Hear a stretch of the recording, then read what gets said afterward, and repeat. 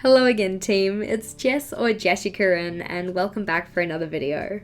Today we're having our monthly Q&A where I answer questions from you guys.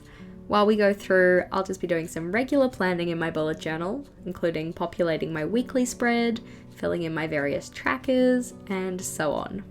Before we get stuck in though, just a reminder that any of the equipment I use in today's video is linked in the description box below, and if you have a question for our next monthly Q&A, please do leave it in the comments.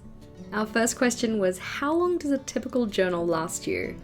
I find that for my everyday or day-to-day bullet journal, the one that I'm writing down my tasks in, the one with my weeklies and my habit trackers and stuff, those ones typically last me 6 months, so I go through 2 each year.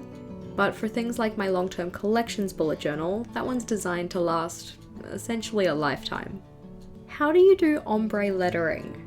This one I actually already have a video on, a clip of which you can see here, so make sure to check out the description box for a link to that.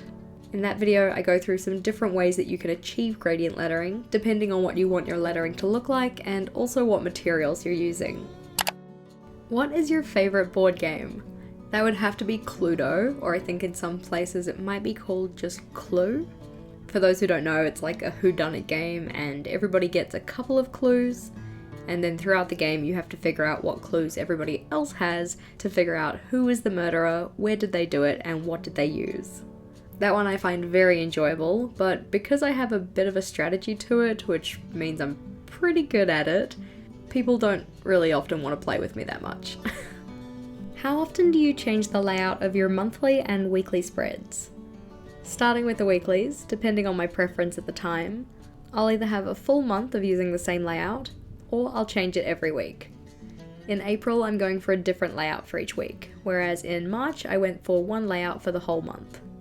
In terms of my monthly spreads, some of these stay pretty consistent, so for instance, when I do a monthly log that's a calendar style, I typically use the same size boxes every single time, whereas other layouts I will change up. So for instance, the monthly log that I'm using for April is different to anything I've really done before, and in particular my content planner is different to anything else I've done as well. There is usually at least something that changes as part of my monthly setup each month though. What are some things that used to distract you from getting your tasks done? What have you done to move on from those distractions? Honestly, this is something that I still struggle with, but I do have a couple of strategies that I like to use. The first one is the Stay Focused extension on my browser. Because I find that oftentimes my distractions are social media related, having the Stay Focused extension turned on when I'm trying to get work done just stops me from slipping down the social media rabbit hole. On that app you can set it so that for a certain amount of time you're not allowed to access certain websites, with those websites being nominated by you. It means that when you try and access that website, it won't load the page, which is really helpful because a lot of the time when I press on a social media website when I'm supposed to be working, I don't even necessarily mean to do it. It's just kind of a habit. The other thing that I like to do is actually just keep my bullet journal open when I'm trying to get things done. This just gives me a visual reminder of the things that I'm trying to accomplish and helps to hold me a little bit more accountable to actually doing them. Can you make some more blackout journal inspiration? I certainly can do that, it's just that at the moment the journal I'm using doesn't have any of the blackout pages. I do have another Neapolitan journal sitting on my shelf though, so some more blackout inspiration is certainly something I can do. When using washi tape in your journal, how do you make sure it lays down straight? What I tend to do is line up one side of the washi tape with the dot grid in my journal. So either having it that the edge of the washi tape lies straight on top of one line of dots, or it lines up so it just touches the dots. This way I can still kind of see the dots, which helps me to have a guideline. I tend to only pay attention to one edge because if I line that edge up properly, the other edge will look straight as well. How does your productivity tracker work? This layout I actually have a separate video on where I go into more detail about how to set it up and how I like to use it. That one's linked in the description box below, so do make sure to check it out if you hadn't already. When planning your long-term collections journal, how did you figure out how many pages to leave for each section? When I set up my most recent long-term collections journal, I actually just made it so that each of the collections I wanted to include either has one page or one spread.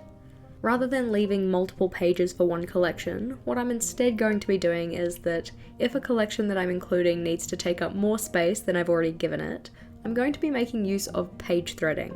The way this works is that once I've completely filled the space that I've given to a collection, at the bottom of that page, I'll write down the page number of the next available blank page.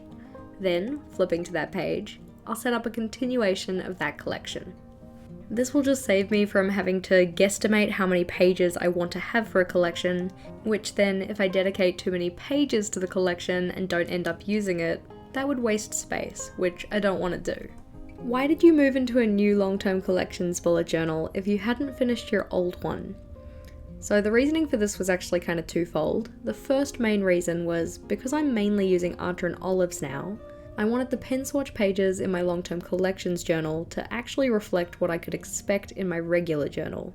Because my old long-term collections journal was the scribbles that matter, it meant that the paper type and the paper color didn't really match the journals that I'm mainly using now.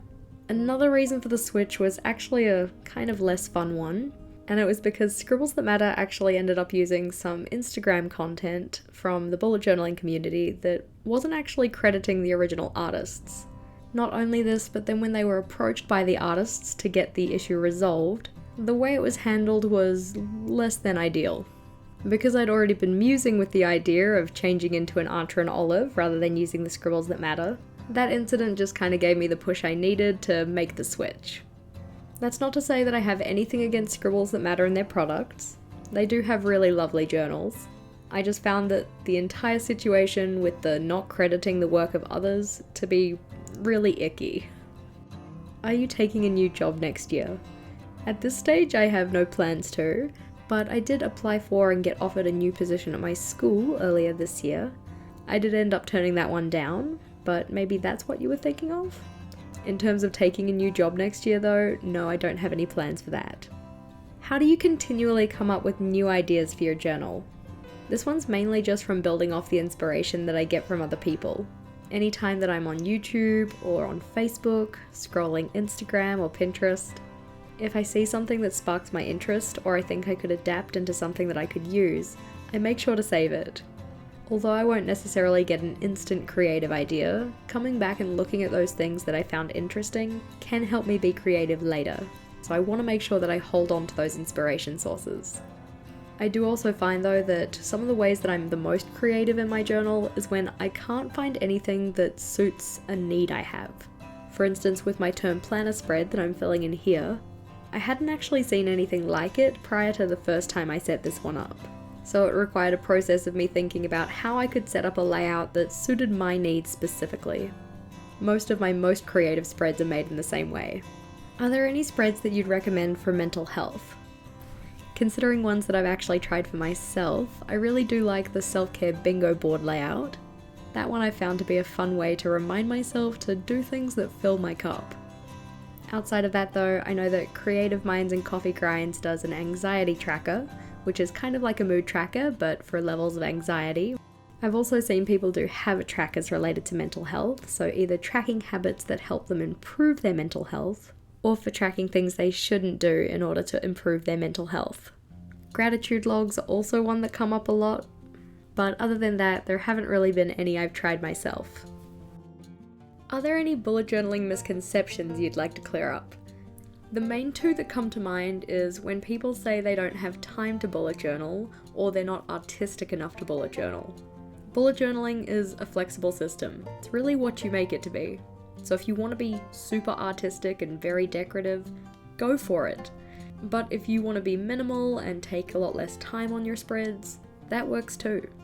The biggest issue I take with people who say, I can't bullet journal because I'm not artistic, the more you do something, the better you get at it. So if you start with whatever your artistic ability is at that current point in time, the more you do it, the more you'll improve. Question of the day for you guys though, how do you stop yourself from getting distracted when you're trying to do your tasks? As I said, this is an area that I still struggle with, but it'd be cool to hear about the strategies that you guys use. If you have a question for our next monthly Q&A video, please do leave it in the comments as well. But otherwise team, thank you for watching. If you liked today's video, please make sure to give it a big thumbs up and be sure to subscribe to my channel for more on planning, productivity, and personal development. Until next time, bye!